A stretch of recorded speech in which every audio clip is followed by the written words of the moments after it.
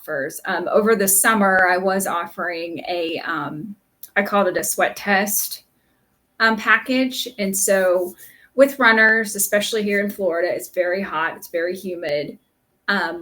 If you're a heavy sweater and you're a heavy salty sweater, you tend to lose a lot of fluid and a lot of sodium. Mm-hmm. And so I partnered with a company called Levelin, and they're out of, I think, Philadelphia, but they provide a sweat test, and you wear this little sensor and while you're running, and then you send it off, and their lab analyzes the results, tells you, how much fluid you're losing, how much sodium you're losing.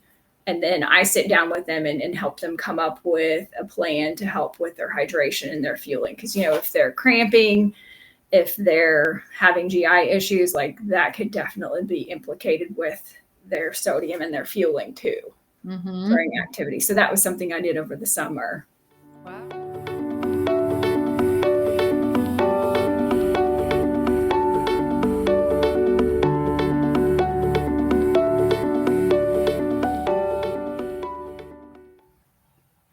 Hello, everyone, and happy Halloween, and welcome to RD's Thriving in Private Practice, where we share our collective wisdom about building a nutrition business and get inspired. Joining me today is Jennifer Patricca. Nice to see everyone. Thank you for having me. Yeah. So Jennifer is a dedicated sports dietitian and experienced runner, specializing in helping runners improve their pacing, avoid GI issues, and hit personal records. With over 19 years of experience as a dietitian, Jennifer provides individual and group coaching, personalized nutrition plans, and race day fueling strategies.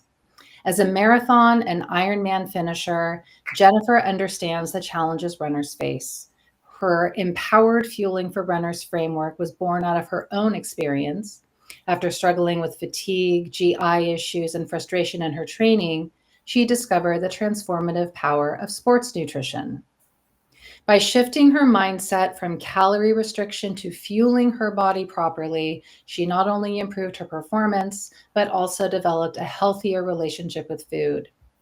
Now, Jennifer shares her expertise to help fellow runners overcome cramping, fatigue, and confusion around nutrition. Her goal is to empower athletes to enjoy running again, perform at their best, and confidently fuel for both training and races. Welcome, Jennifer. Thank you. Thanks so much for being here. And so we'll just get started by hearing a little bit about your journey as a dietitian, how you arrived at the specialty, and the people that you serve. Sure. So, my specialty was really born out of my love for running. I remember running from a very young age. Like everybody in middle school was like, I hate running. And I'm like, I love it. It's so fun. And then so later in my career, I ran in high school and made the decision to run in college as well.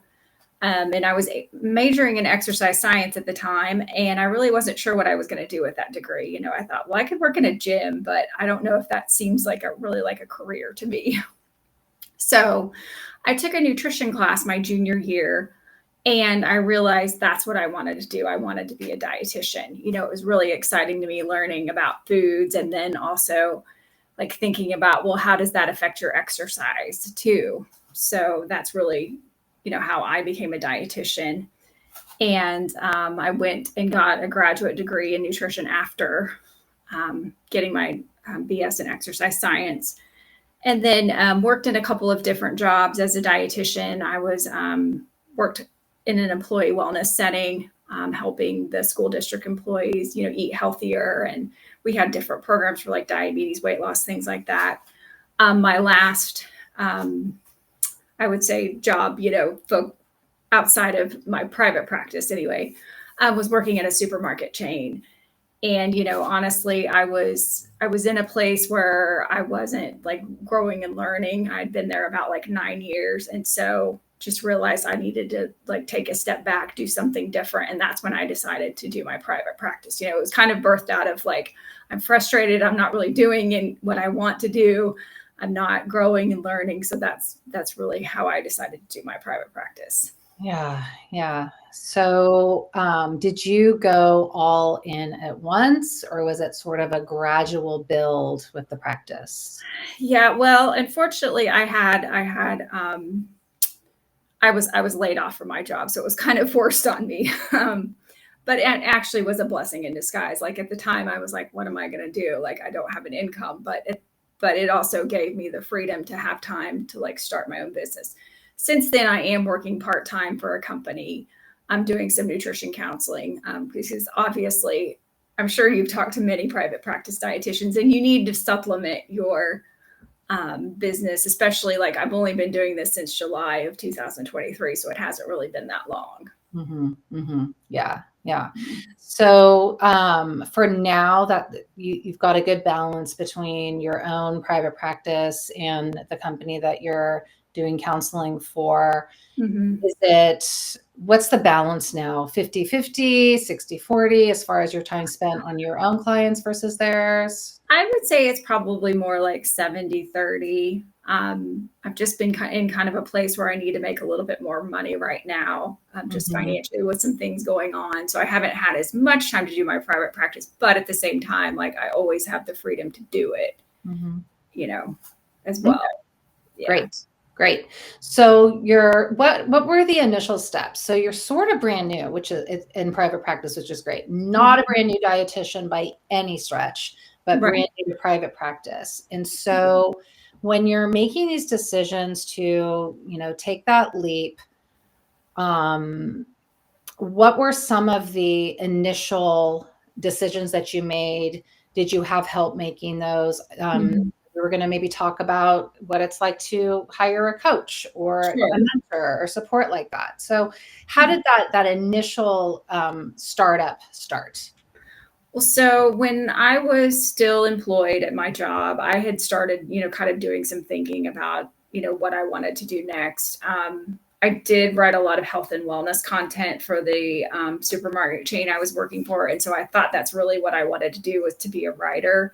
I had reached out to a fellow dietitian who was a writer, and she was gracious enough to sit down with me and kind of gave me a few tips about how to get started. Like she mentioned, contacting your local small business association, which believe it or not, there's free coaching available through them. So Mm-hmm. that's something really great to take advantage of. In the beginning, like they helped me set up my LLC. They were helping me work on my website and just, provided, some good information, good guidance as far as getting started with that. Mm-hmm. I did find after a while, though, that it was more like it was just, general business coaching. It wasn't specific to dietitians. And Right. so that's when I reached out to another coach, which actually it kind of grew out organically. I was talking with someone on Facebook and she said, "Oh, you're in the Tampa area. We should meet up." And I said, "Sure." And so I met up with her and she's like, "Do you mind if my husband comes?" I'm like, "That's fine. Sure. We'll meet up."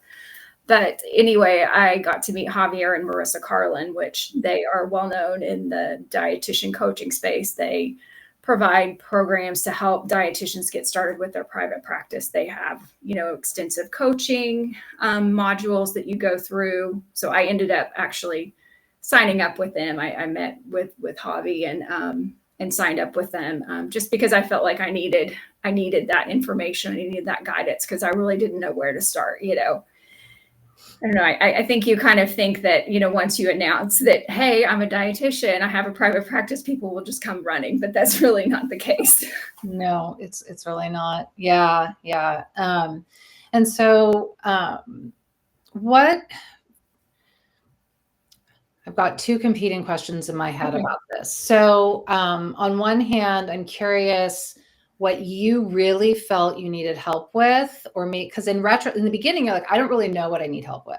But Mm-hmm. maybe in retrospect, you're like, here are the main things that I didn't know then that I really, really needed help with. And they actually helped me figure these really important things out. Yeah, well, initially I was stuck on, oh, I need a website. I need a website. And they were actually trying to help me with that at the Small Business Association. Then I tried to build my own. I'm sure you've heard of Erica Juleshin. She has like this Mhm. course where it's like make a website in a day. And I'm like, it's not my strong suit. Tech is just not my thing. So initially I thought, well, I'll get help with my website. That'll help, grow a following. But, actually what they taught me was, that you really need to get your name out there, whether you do local networking or whether you do like posts on Facebook or Instagram. Those are the things that I take away now that I feel like were the most important. Yeah.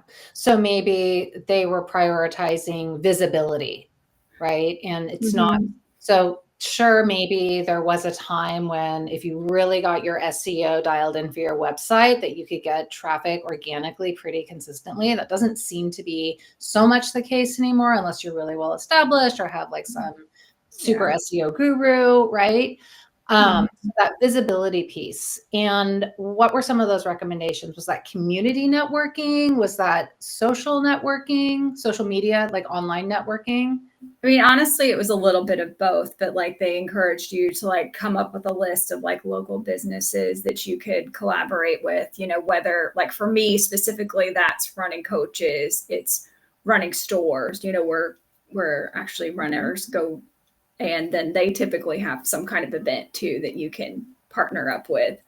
Races, gyms, personal trainers, physical therapists, massage therapists, anybody that you can think of in your network that you can go and try to collaborate with.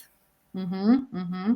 And does that come naturally to you, or was that something you really had to work on, either inner resource or mindset or something, in order to be able to put yourself out there like that?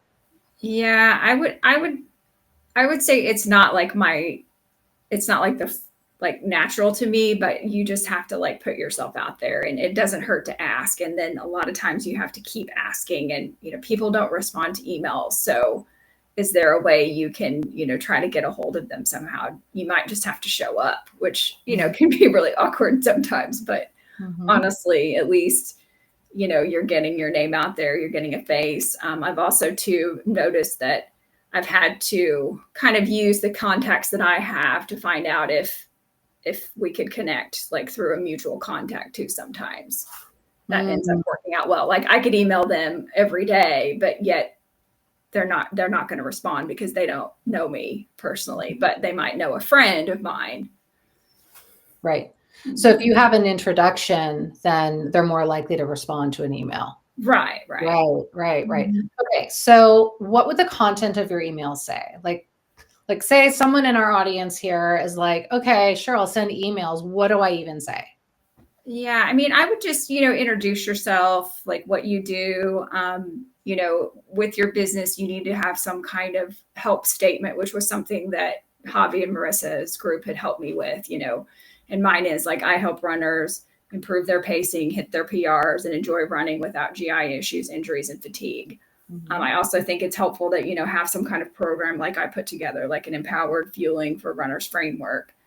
And, just introducing yourself and just asking, I would love to, meet up with you and, just collaborate on any ways that we could work together, on, it could be, like a masterclass, it could be an event, just depending on your contact. Right. But it doesn't have to be that complicated, No, but I think what maybe I'm ahead of myself a little bit, because it sounds like what you probably needed to do with your coaches is nail down your messaging. Right? And then once you have your messaging really clear, then it's like, oh, crafting these emails is a piece of cake, because I know exactly what, who I'm trying to market to, who my target is, what I offer, how I help. Here's what I can do to help. Here's the program I have. Right. So it's really, really clear, rather than like, oh, hey, I'm a dietitian, I've got this private practice, I work with runners. Like that's not really going to be effective. Right. Yeah. So, okay. So you say maybe we could meet up, maybe we could follow up. So what would be your next step in this marketing sort of networking that you're doing? Well, you need to follow up, like probably every week or so. Yeah, you definitely need to follow up, try to make sure you don't get lost in the sea of emails. And then, if you have to go in person. Mm-hmm. And so let's say you eventually go in person, either you're invited or you sort of take that step yourself. And then are you exchanging, do you have a pamphlet that you're bringing? Do you have like a QR code for your website? Like are you bringing materials? What's that meeting like? Yeah, so I have a business card and it has all the information on it. And then on the back, I have a QR code to join my Facebook group. So that's one thing that I do have to help market to runners. And I'll be honest with you, like at one point on Facebook, I just went and tried to friend every runner I could find. So I have quite a few friends now, and then I'm trying to funnel them into my group. Oh, wow. So just to get some exposure, and then so now I have a group and I do a couple of posts a week. I try to do like a weekly video on Wednesdays, just to keep them engaged, and then provide my offers and things like that in the group as well. Great. Mm-hmm. So that sounds like a really valuable marketing asset. Do you have any other social media channels that you use for getting new prospects, new clients? So I do have an Instagram account. I do some of that. I'll be honest with you. I'm still kind of getting in the groove of recording videos and reels and things like that. I'm realizing that like I'm not really very techy, like I mentioned with the website, and like you had mentioned SEO and all that. And I'm like, I don't even know where to begin with all of that. Yeah. So I do have that as well, and do some of that too, just kind of cross posting mostly. Yeah. Okay. Well, let's talk about then, so you're creating this, environment, this network, this ecosystem of, people that could be potential clients or potential referral sources. And you finally get somebody that reaches out. And what does that sales process look like? So you've got someone either on the phone or an email, and you're like, okay, right, someone's interested. Mm-hmm. Then what happens? Typically, I do just I call it like a discovery call, but honestly, it's just, you meet with them for 15 minutes, talk to them, kind of get an idea of what they're looking for, and then decide, would they be a good fit or not.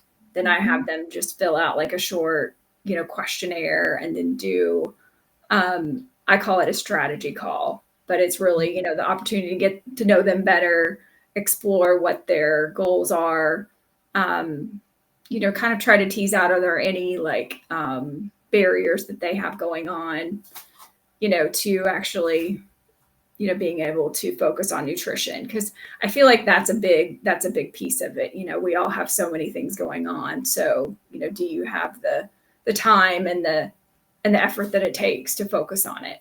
Mm-hmm, mm-hmm.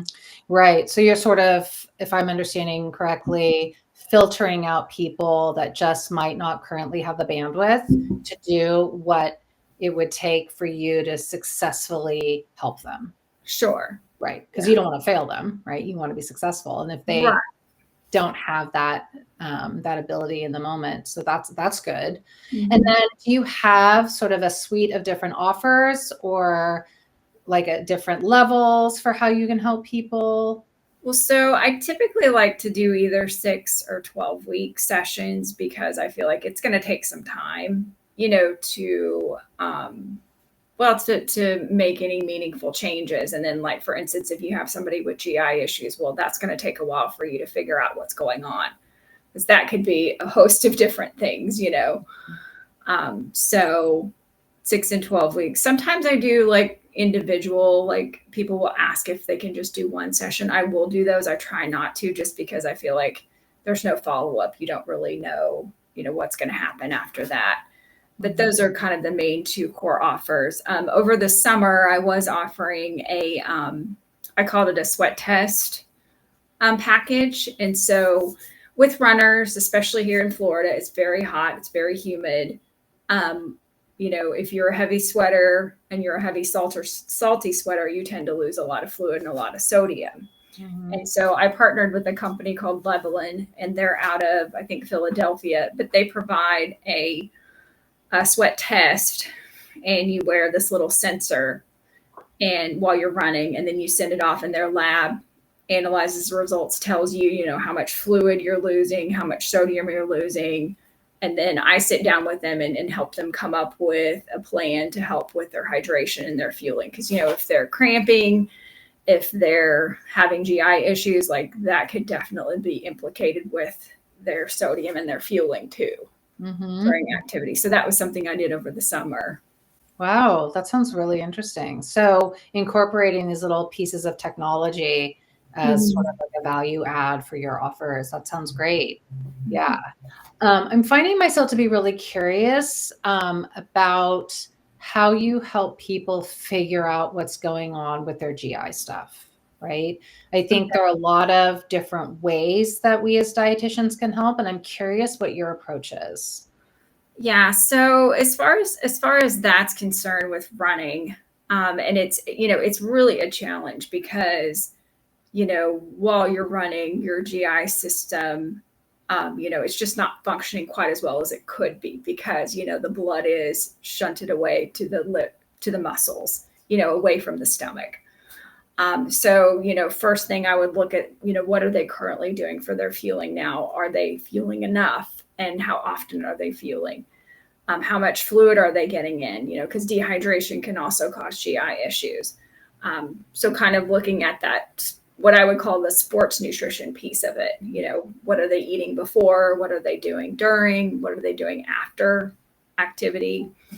And then also to, looking at their overall diet, trying to figure out, well, are they having too much fiber in the afternoon? Like I can give you a good example. I had a client who was eating popcorn in the afternoon and then going for her run in the evening. Well, that's probably not a good idea because you want to minimize, fat and fiber around activity. So, obviously providing them with the tools, for good nutrition, including whole grains and things like that. But at the same time saying, well, maybe before you go run, you don't have, a big bowl of oatmeal or a whole piece of whole wheat toast. Maybe you do something more simple at that time, just because your stomach is very sensitive.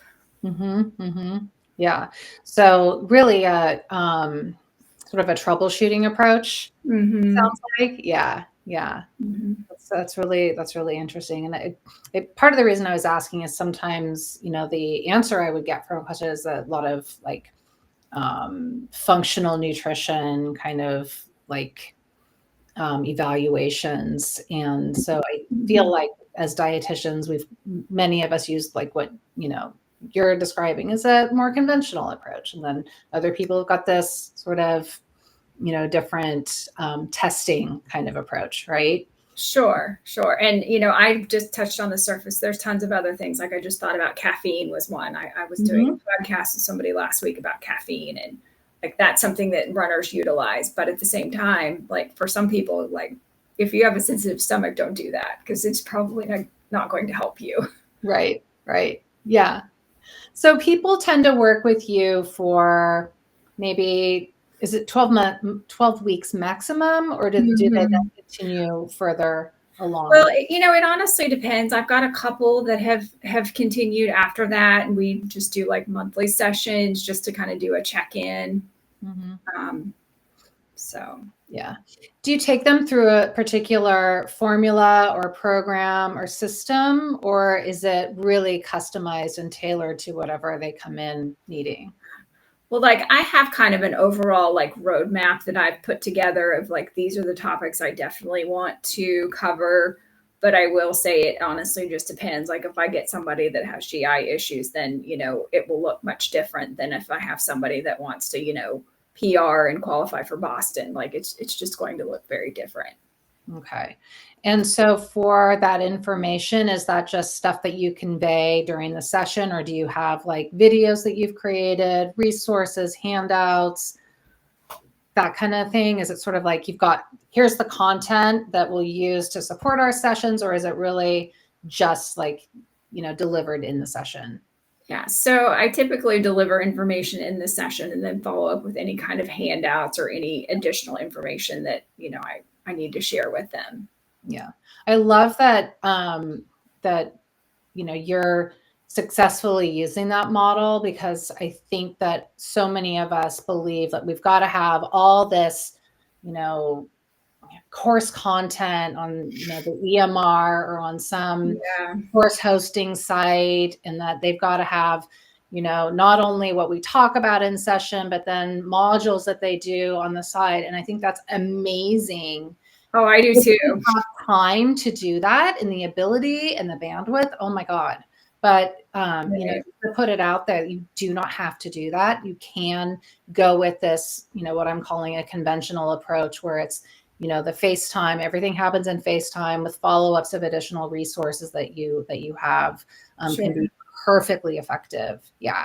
Yeah. And I would 100% agree with you. When I have more time, I would love to put together modules and things like that. But it's just that takes so much time. Yeah, it really Yeah. does. Yeah. Mm-hmm. Yeah. Okay.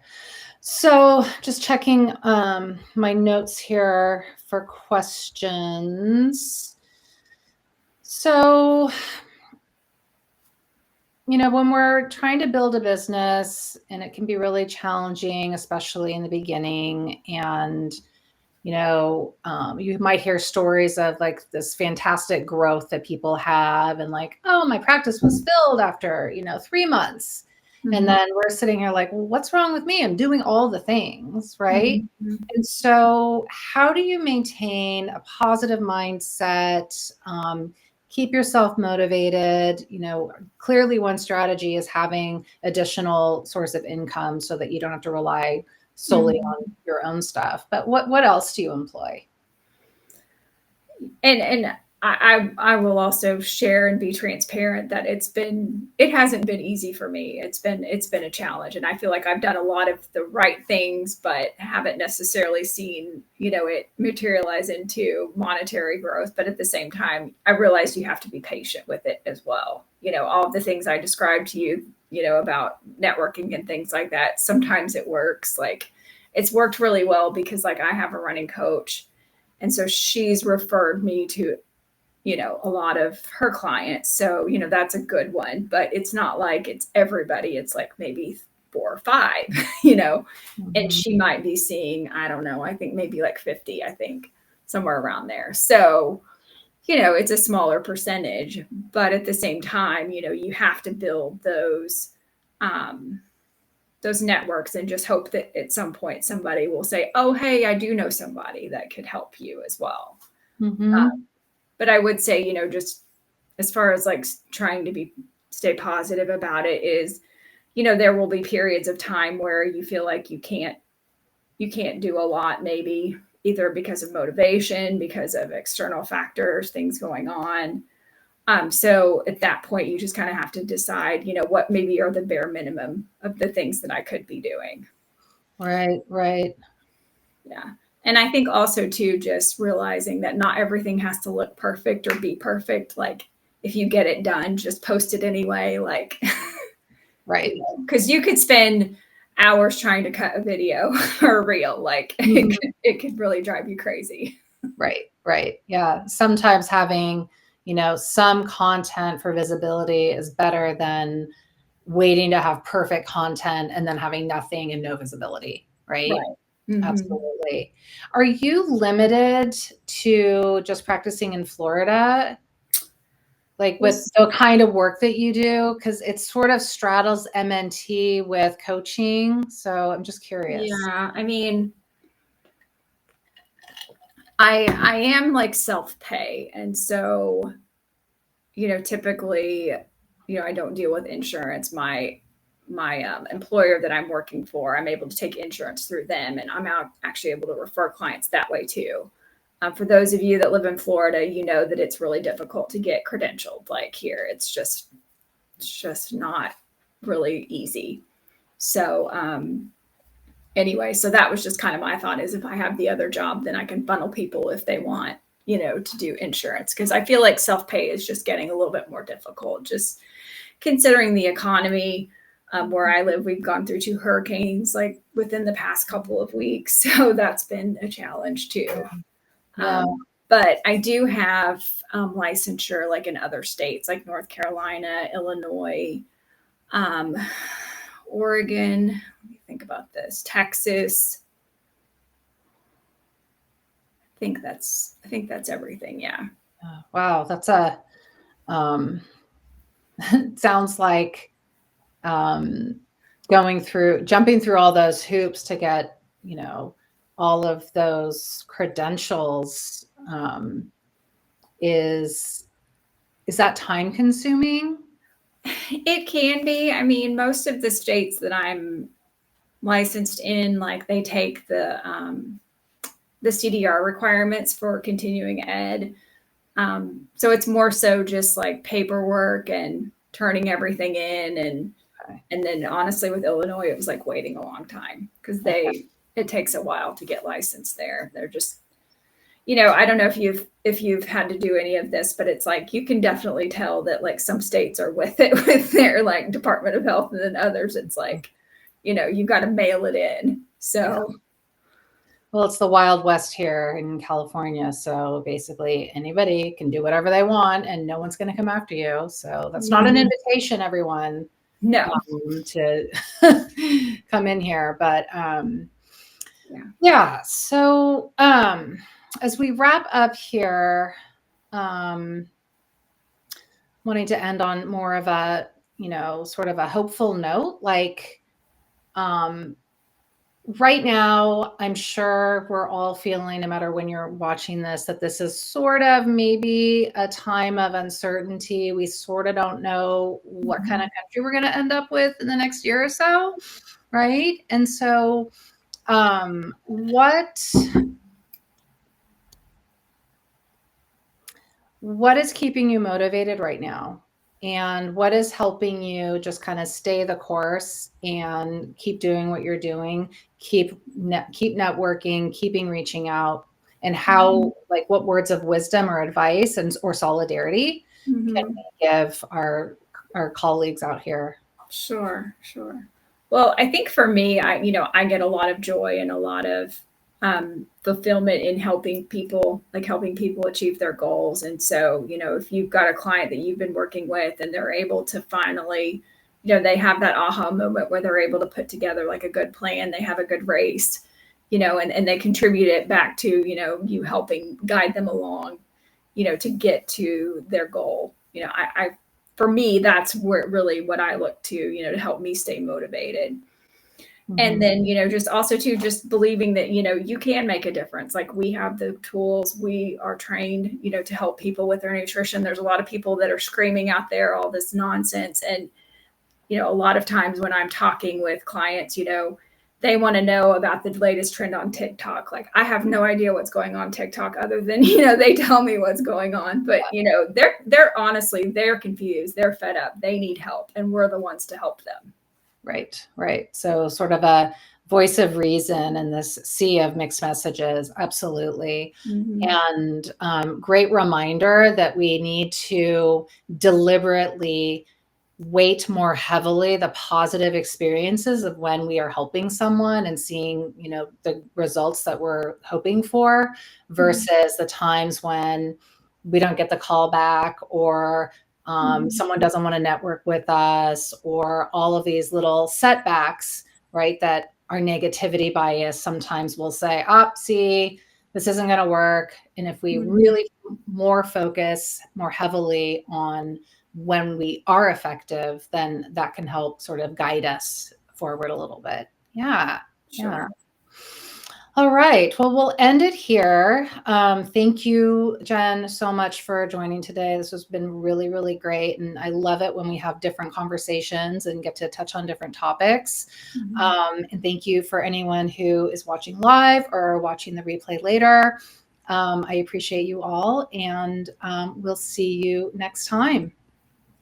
Thank you. Bye-bye. Thank you. Bye.